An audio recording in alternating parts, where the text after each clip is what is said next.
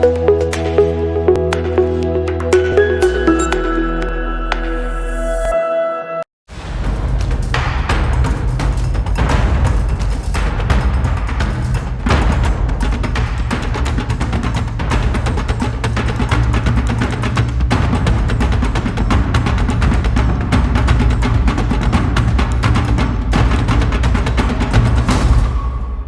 दोस्तों, real voice of India में आप सभी का हार्दिक स्वागत है। मैं हूं निखिल। जिस प्रकार से विश्व स्तर पर बात की जाए तो जैसे कि यूक्रेन रशिया वॉर है जो करीब 900 से भी ज्यादा दिन इस युद्ध को हो चुके हैं। अब मतलब पूरा देश और दुनिया चाहती है कि कैसे भी करके इसका हल आए, सॉल्यूशन आए और अब ज्यादा जितना भी ये जो युद्ध है वो जल्द से जल्द रुक जाए। तो इसी बात पर हम चर्चा करेंगे कि उसमें क्या गतिविधि हो रही है, क्या गतिविधि तेज हो रही है और क्या ऐसी कोई संभावनाएं देख सकते हैं कि क्या। इसी बात पर चर्चा करने के लिए हमारे साथ जुड़े हैं श्री वीरेंद्र पंडित जी, जो कि अंतर्राष्ट्रीय मुद्दों के जाने माने विशेषज्ञ हैं। वीरेंद्र जी, आपका बहुत बहुत स्वागत है। नमस्कार सर।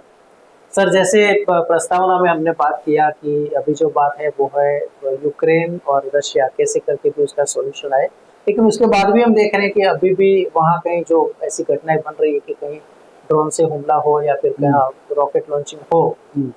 पिछले कुछ दिनों से तो हम ऐसा देख रहे हैं कि जैसे यूक्रेन है वो ज्यादा हमले रशिया की ओर कर रहे हैं। इवन काफी सारे वहाँ के गांव है वो भी अभी कब्जे किए हैं। दूसरी ओर पिछले हफ्ते जैसे हमने देखा कि रशिया ने भी एक इनिशिएटिव लिया। पुतिन का जो स्टेटमेंट आया था कि अगर ब्राजील है, भारत है या फिर चीन है वो इसमें कुछ अगुवाई करते हैं समाधान के लिए, तो वो तैयार हो सकते हैं जी। ये किस नजरिए से आप देख रहे हैं? और उसके बाद वाली जो गतिविधि अजीत डोभाल का जो जाने का आयोजन है उसकी पूरी जानकारी दीजिए सर। मजेदार बात यह है कि युद्ध भी चल रहा है और शांति की बात भी चल रही है। दोनों एक साथ यूक्रेन मुमकिन नहीं होता है। हाँ, यूक्रेन और रूस दोनों में से कोई भी पीछे हटने को तैयार नहीं है। यहाँ तक युद्ध का मामला है तो युद्ध तो दोनों में चल रहा है। जितने जिसकी ताकत है उतना युद्ध चला रहे हैं, लेकिन दोनों ये भी चाहते हैं कि किसी तरह शांति हो जाए और हमारी नाक न कट जाए, यानी हमारी बेइज्जती ना हो जाए। तो जैसे अंग्रेजी में कहावत है कि everybody wants peace at his own terms. तो हम शांति चाहते हैं लेकिन हमारी शर्तों पर चाहते हैं। जी। तो वो एक पेज फंसा हुआ है।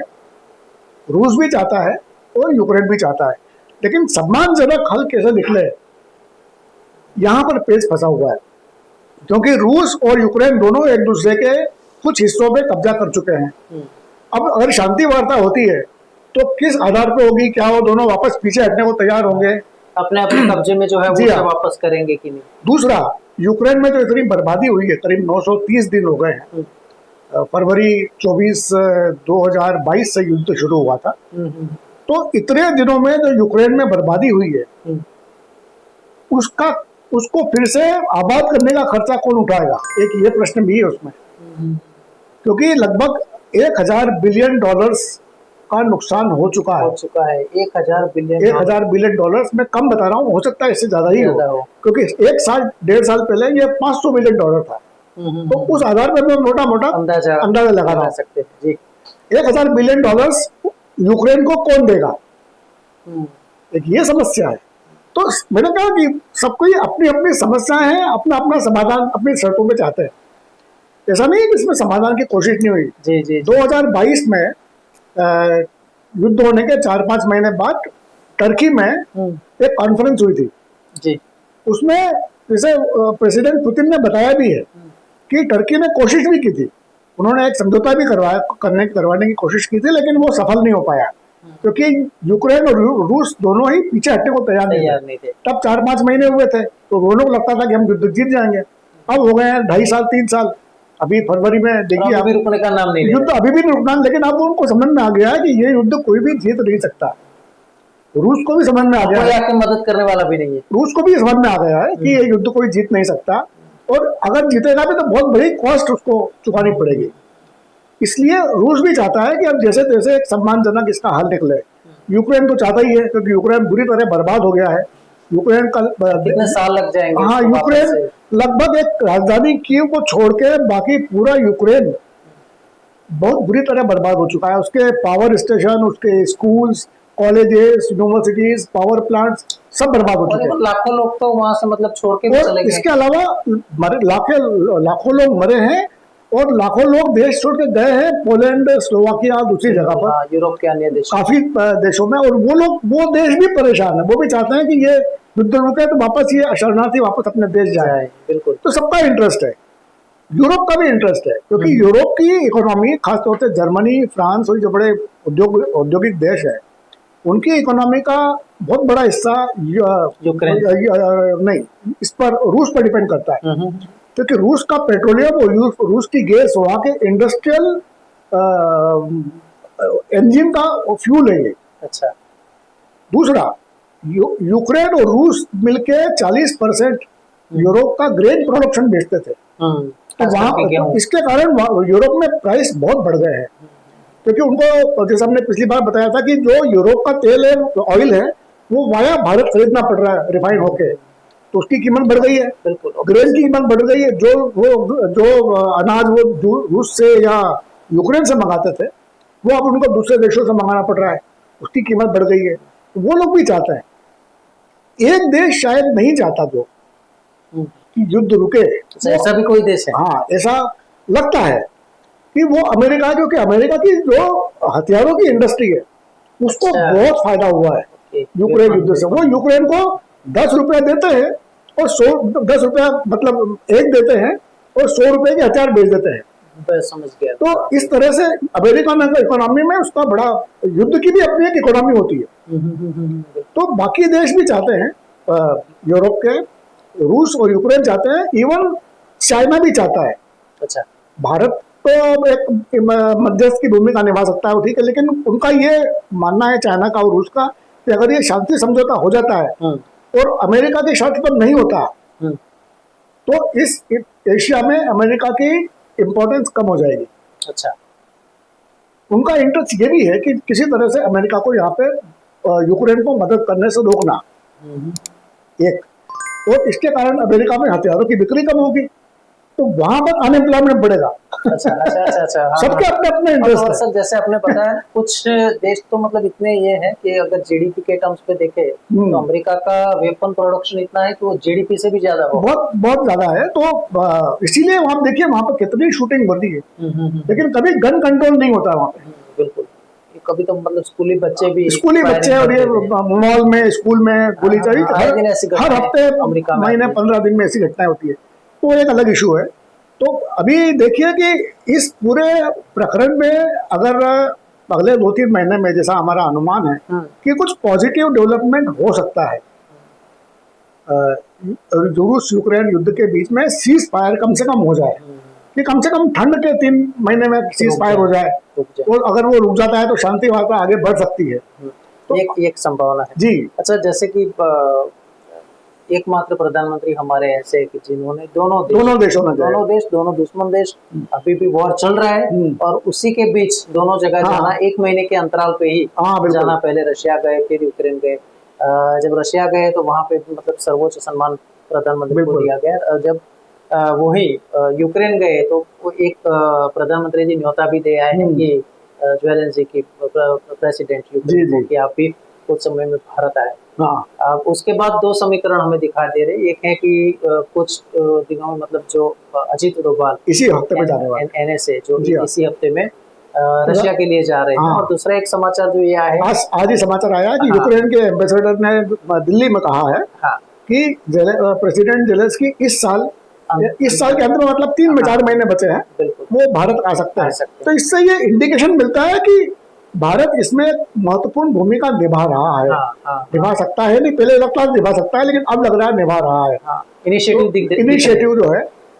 और अगर भारत में ये शांति वार्ता होती है, कितनी सफल होगी नहीं होगी ये हम नहीं कह सकते, क्योंकि इसके पहले टर्की हमने देखा कि प्रयास हुआ था, लेकिन वो सफल नहीं हुआ। लेकिन अब उस बात को काफी 2.5 साल करीब गुजर चुके हैं। अब अगर दोनों देश तैयार होते हैं, खासतौर से रूस और यूक्रेन, और भारत की मध्यस्थता स्वीकार करते हैं, तो ये भारत की अंतर्राष्ट्रीय स्तर पर बड़ी एक डिप्लोमेटिक विक्ट्री, जीत होने वाली है। ये भी एक संभावना है जी। अच्छा सर, एक बात ये जानना चाहेंगे कि प्रधानमंत्री मोदी की जो ये मुलाकात हुई, तो उसके बाद मतलब विश्व भर की भी नजर है कि जल्द से जल्द भारत है, अगर उसके जरिए भी समाधान होता है तो कर दिया जाए उसे। केस खास करके जब ये प्रधानमंत्री जब रशिया होके आए तो अमेरिका से प्रधानमंत्री के ऊपर फोन आया था, ये क्या सूचन कर रहा है? प्रेसिडेंट बिडेन ने भी इस बारे में प्रधानमंत्री से बात की है। और आप देखिए कि उसके बाद में रूस के राष्ट्रपति ने कहा कि मैं, मतलब भारत का नाम भी लिया उन्होंने, कि ब्राजील, चीन और भारत ये चाहे, मतलब ब्रिक्स देश चाहे, ब्रिक्स देश तो वो इस मामले में पहल कर सकते हैं और हम इसका स्वागत करेंगे, इस तरह का उन्होंने कहा है। अब कल की बात है, कल इटली के प्रधानमंत्री ने भी कहा है कि भारत इसमें मतलब एक माहौल बन रहा है, भारत का सपोर्ट बढ़ रहा है। चीन के लिए कितना तैयार होगा ये जेलेंस्की तैयार होंगे अपन नहीं कह सकते, लेकिन भारत के बारे में, क्योंकि भारत एक डेमोक्रेसी है और जेलेंस्की भी मतलब एक डेमोक्रेटिक देश के डेमोक्रेटिकली इलेक्टेड प्रेसिडेंट है वो। तो ज्यादा संभावना इस बात की है कि चीन या ब्राजील के बजाय भारत को वो इस मामले में मध्यस्थता करने के लिए स्वीकार करें, संभावना है जी। सर करीब इतना समय हो गया, करीब 3 साल जितना पीरियड युद्ध को होने को आया। रशिया की अगर बात करें, यूक्रेन की अगर बात करें, मतलब कितने वो पीछे चले गए, ऐसा कह सकते हैं क्या? यूक्रेन का तो मैंने जैसे बताया आपको कि उसको इतना पूरा देश बर्बाद हुआ है कि उसको रिकंस्ट्रक्शन करने में 20, 30, 40 साल लग सकते हैं। पूरा देश जो, मतलब कि एक देश बनना, एक शहर बनने जैसा नहीं होता। पूरा देश जो बनता है 30-40 साल में खड़ा होता है वो, और बर्बाद हो गया वो 3 साल में। तो यूक्रेन को बनने में, अपने पैरों पे खड़ा होने में बहुत साल लग सकते हैं। इतना पैसा का, जैसे आपने बताया, इतना पैसा कहाँ से आएगा, कौन देगा, कौन शेयर करेगा, तो एक ये प्रश्न है। दूसरा, यूक्रेन और रूस का आपने जैसे बताया कि कितना पीछे चलेगा, यूक्रेन का तो मैंने बताया। रूस के बारे में हमने पिछली बार इस बारे में बात की थी कि रूस के सैंक्शंस जो हुए हैं रूस के खिलाफ, अमेरिका और पश्चिमी देशों ने, जापान ने जो सैंक्शंस लगाए हैं, जो उसमें टेक्नोलॉजी ट्रांसफर भी शामिल है। तो टेक्नोलॉजी ट्रांसफर नहीं होने के कारण रूस की टेक्नोलॉजी पिछड़ती जाएगी बिल्कुल धीरे धीरे। और ये एकदम इसका असर समझ में नहीं आता, लेकिन धीरे धीरे उसके हवाई जहाज, उसके टैंक, उसकी आईटी इंडस्ट्री, जैसे जैसे दूसरा डेवलप होता है, जैसे पिछड़ते जाएंगे, वो नई चीजें उनके पास नहीं पहुंचेगी और इसका असर 5-10 साल में देखने को मिलेगा। तो ये एक बड़ी संभावना है कि रूस को जो इस बारे में तैयार कर रही है, मतलब मेंटली उनको तैयार कर रही है कि हमें एक शांति चाहिए ताकि हम मेन स्ट्रीम दूसरी देशों के साथ मिलकर चल सके। और मतलब अगर ये समाधान हो जाता है तो क्या आगे भी इस प्रकार के केसेस हुए कि जिसमें पहले मतलब जबरदस्त सैंक्शंस रख दिए हो? जैसे इंडिया की भी हम बात करें तो जब ये न्यूक्लियर पावर हमने टेस्ट किया था वाजपेयी जी के समय 98 में, तो उसके बाद अमेरिका ने भी कुछ सैंक्शंस लगाए थे, वो मनमोहन सिंह जी के टाइम पे। बिल्कुल। और फिर कुछ सालों बाद फिर उसे दोबारा एस्टेब्लिश किया गया। तो क्या ऐसी भी संभावनाएं वहाँ पे है रशिया की अगर बात करें तो? जो सैंक्शन जो लगाए हैं वो मूल मतलब मेनली अमेरिका और यूरोप के देशों ने लगाए, जापान ने लगाए, ऑस्ट्रेलिया भी उसमें शामिल है। तो अमेरिका और उसके साथी देशों ने जो सैंक्शन लगाए हैं वो एकदम हटा भी नहीं सकते, क्योंकि बहुत सी चीजें होती है, जैसे बैंकिंग का है, मान लीजिए बैंकिंग में सैंक्शन लगाए तो बैंकिंग के सैंक्शन एकदम नहीं हटेंगे, हटने के बाद भी 1 साल तक उसका वो रोल ओवर होता है। बिल्कुल बिल्कुल बिल्कुल। तो इस तरह से अगर आज शांति वार्ता हो भी जाती है तो रशिया को वापस उस चीज में बैक टू फुट आने में कम से कम 2-3 साल लग जाएंगे। इतना समय लगेगा। और मतलब जब युद्ध शुरू हुआ तब जो बात शुरू हुई थी कि नाटो देश में शामिल होने का जो मुद्दा था, अब वो मुद्दा साइड ट्रैक हो गया कि अभी भी वो समस्या वही है? देखिए, युद्ध क्यों शुरू हुआ है, अगर उसके कारण में जाएं हम, तो रूस का ये कहना है कि मेरी बॉर्डर पर यूक्रेन है और अमेरिका यूक्रेन को नाटो में शामिल कर रहा है। इसका मतलब है कि मेरी बॉर्डर पर नाटो की सेना होगी। इस नाटो की सेना यानी कुल मिला के कितने देश उसमें? नाटो में 14 से 15 नहीं 30, 35, 32 देश है। तो वो सब मतलब मिलके हमला करें। हाँ, तो रूस को ये डर था, इसलिए उसने सोचा कि इसके पहले कि ये नाटो का मेंबर बन जाए मैं इस पर हमला कर दूं। एक ये रूस का ये कहना था, जबकि या फिर मतलब इनडायरेक्टली कहना था कि आप कैसे भी करके नाटो में शामिल ना हो। हाँ, बस ये था। तो एक ये कारण, अब इसको बहुत बार बार नाटो वाले कह रहे हैं कि हम यूक्रेन को शामिल करेंगे 3 साल में तो शामिल नहीं किया। बिल्कुल। तो वो बार बार कि लॉलीपॉप, हाँ लॉलीपॉप, ताकि ये युद्ध चलता रहे। हाँ, और जैसे आपने बताया 10 रुपया देके 100 रुपए के, 10 रुपए की मदद करते हैं, 100 रुपए का माल उससे उधार दे देते हैं उसको, और माल निकाल भी हो जाए, माल निकाल पड़ा है। तो रूस, यूक्रेन की पूरी इकोनॉमी आजकल बर्बाद हो गई है। अब उसका सारा जो रिसोर्सेस है, जो उसके सारे नेशनल रिसोर्सेस हैं, वो सब हथियार खरीदने में जा रहे हैं। तो डेवलपमेंट हो ही नहीं रहा है, डेवलपमेंट नहीं हो रहा है, ह्यूमन इंडेक्स में पीछे जा रहे हैं, एजुकेशन है, हेल्थ खराब हो गई है, वहाँ पर कैसे देंगे, लोग नहीं है वहाँ पे काम करने वाले, लोग नहीं है। सही। मेरा एक परिचित है जी जी, यहाँ पर पालनपुर में, उसने यूक्रेन की लड़की से शादी की है। अच्छा। वो लड़की गई है वहाँ पे, अभी तक आ नहीं पाई है, फंस गई है क्योंकि फ्लाइट्स नहीं है। तो ऐसे बहुत सारे किस्से होते हैं कि जो आपको समझ में आते हैं कि ये युद्ध लंबा चलने से क्या क्या नुकसान हो, किसको फायदा किसको नुकसान है। और एक आखिरी सवाल ये है कि जिस प्रकार से ये वॉर चली है, तो खाने के भी एक प्रकार से, क्योंकि जो मतलब गेहूं की अगर बात करें, या तो एक बोल सकते थे कि एक यूरोप का एक सबसे बड़ा माध्यम था रशिया, और ग्रेन बास्केट कहते थे। अब वो तो मतलब जैसे आपने बताया वो एक हो गया, दूसरा है कि जो भी चीज डायरेक्टली पहले मिलती थी, अब वाया मंगाना पड़ती है, कॉस्ट काफी बढ़ गई है। यूरोप में हम देखे, जैसे ब्रिटेन में देखे, तो मतलब हाउसिंग के क्राइसिस हैं, भाव बढ़ गए हैं, ग्रोसरी के भाव बढ़ गए हैं, रेंटल बढ़ गए हैं।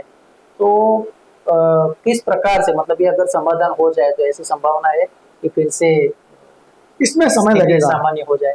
अगर दोनों देशों में शांति हो जाती है तो भी कम से कम यह मान के चलिए कि 3-4 साल से कम में तो कोई रिजल्ट नहीं दिखेगा। क्योंकि ये जितना युद्ध शुरू करना आसान है, उसको खत्म करना उतना ही मुश्किल है।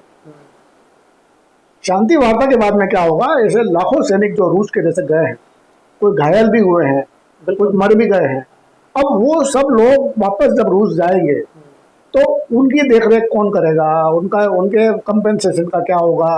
हजारों ऐसे मसले हैं जो रूस को सुलझाने पड़ेंगे। सर, ऐसी कोई संभावना है मतलब ये सॉल्यूशन भी एक बार आ जाता है, युद्ध शांति वार्ता से मतलब पूर्ण हो जाता है, खत्म हो जाता है, तो जैसे नाटो के देश हैं जो अब तक मतलब यूक्रेन के साथ थे, अब युद्ध नहीं हुआ है या फिर अटक गया है, ये तो अच्छी बात है।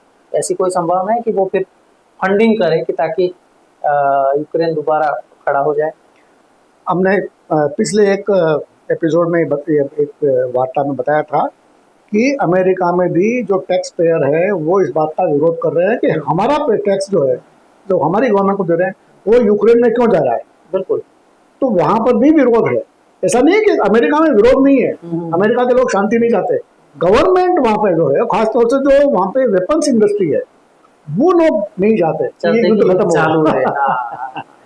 मतलब एक सीधी सी बात है कि कह सकते हैं कि जो मतलब दो बिल्ली का लड़ाई और बीच में जो बीच में बिल्ली की लड़ाई में बंदर जो है, ऐसी स्थिति कुछ यूक्रेन रशिया के वॉर की है, ऐसी कह सकते हैं जी। तो जिस प्रकार से मतलब सरल भाषा में आपने समझाया, मुझे आशा है कि दर्शकों को भी ये काफी रोचक लगा होगा, और ये पता भी चला कि किस प्रकार से युद्ध के जो कॉम्प्लिकेशन है वो मतलब कितने जटिल होते हैं जी। तो वीरेंद्र जी, खूब खूब धन्यवाद आपका, जिस प्रकार से आपने ये ज्ञान दिया। धन्यवाद। तो दर्शकों, हमें भी आशा है कि आज का ये एपिसोड खास जो हमने यूक्रेन रशिया और किस प्रकार से ये समाधान हो सकता है उस पर चर्चा की, मुझे आशा कि आपको ये वीडियो पसंद आया होगा। धन्यवाद।